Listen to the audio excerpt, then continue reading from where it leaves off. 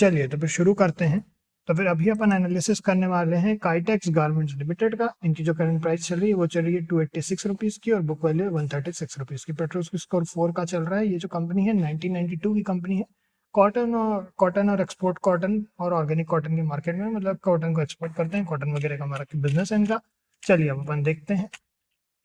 अब अगर अपन यहाँ क्वार्टरली रिजल्ट की बात करें तो हर क्वार्टर इनका लगभग प्रॉफिट में है। 27 करोड़ का 2024 में प्रॉफिट है, जून 2024 में, मार्च 2024 में जो है इनका 20 करोड़ का था, 15 फिर 13 करोड़ का। तो इस तरीके से एक ही क्वार्टर इनका नेगेटिव में दिसंबर 2022 का। पीएनएल स्टेटमेंट की अगर अपन बात करें, पीएनएल स्टेटमेंट में अगर अपन देखें मार्च 2024 में 56 करोड़ का प्रॉफिट है, उसके बाद 57 करोड़ का प्रॉफिट है 2023 में, फिर 125 करोड़ का। डिविडेंड पे आउट की बात करें तो 18% का अच्छा खासा डिविडेंड पे आउट भी किया, 16% का उसके पहले डिविडेंड पे आउट जो इन्होंने उसके पहले 17% का डिविडेंड पे आउट किया था। 18% का एक और बार इन्होंने डिविडेंड पे आउट किया, वो इन्होंने 54 करोड़ के प्रॉफिट पे किया था।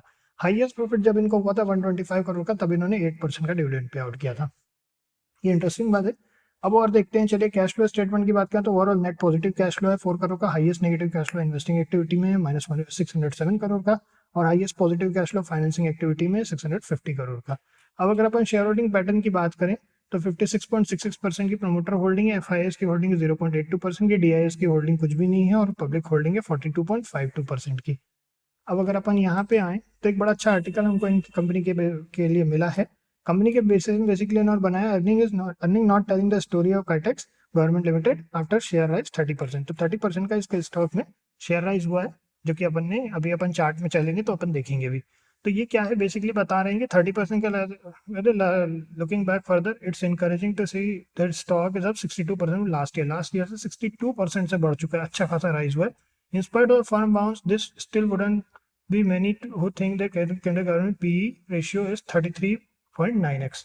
बेसिकली जो अभी इनका पी रेशियो चल रहा है 33.9 का, जो कि हो सकता है अपने को यहाँ पे एक बार अपन चाहें तो यहाँ पे अपन देख सकते हैं। अगर हमने यहाँ पे लगाया होगा पी रेशियो को, तो पी स्टॉक पी यहाँ पे अपने को दिखा रहा है 25.5, और यहाँ पे अगर अपन देखें 33.9x।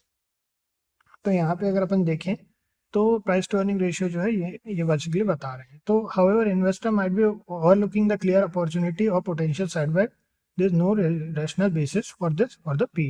बेसिकली वो बता रहे हैं कि अगर अपॉर्चुनिटी है भी, तो ये जो पी बता रहे हैं ये लोग, ये पी सही नहीं है इनकी कंपनी के लिए। इसका कोई इसका लॉजिकल रीजन यहाँ के एनालिस्ट बोल रहे हैं कि नहीं है।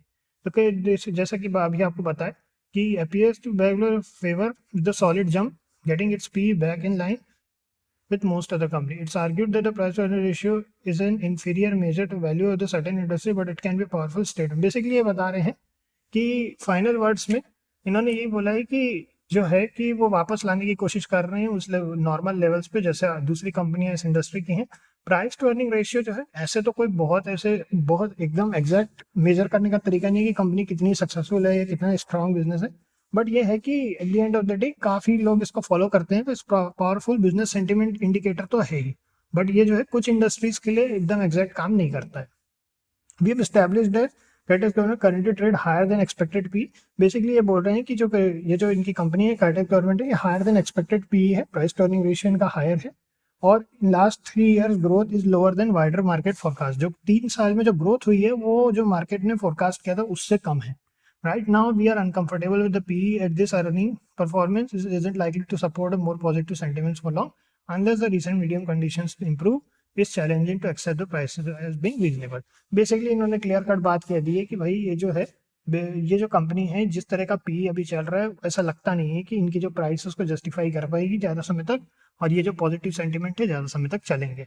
तो इस तरीके से जो है अगर मान लीजिए कोई कंडीशन अभी इंप्रूव नहीं होती है तो इस तरह की प्राइसेस को रीजनेबल बोलना सही नहीं होगा। तो हम क्या कर रहे हैं, अपन ने इतना पढ़ लिया, अपन ने ये बोल दिया कि ठीक है पी वगैरह का इशू है तो अपने को थोड़ा केयरफुल रह करके चलना है।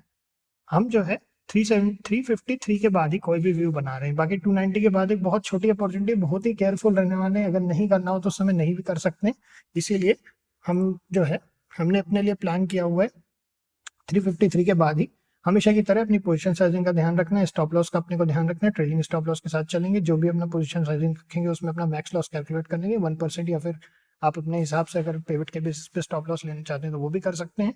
और अगर आप लोगों को और डिटेल में सीखना है तो आप हमारे एडमिशन भी ले सकते हैं, हमने सारी इन्फॉर्मेशन डिस्क्रिप्शन में दे दी है। नेक्स्ट मिलते हैं आप लोगों से, ओके।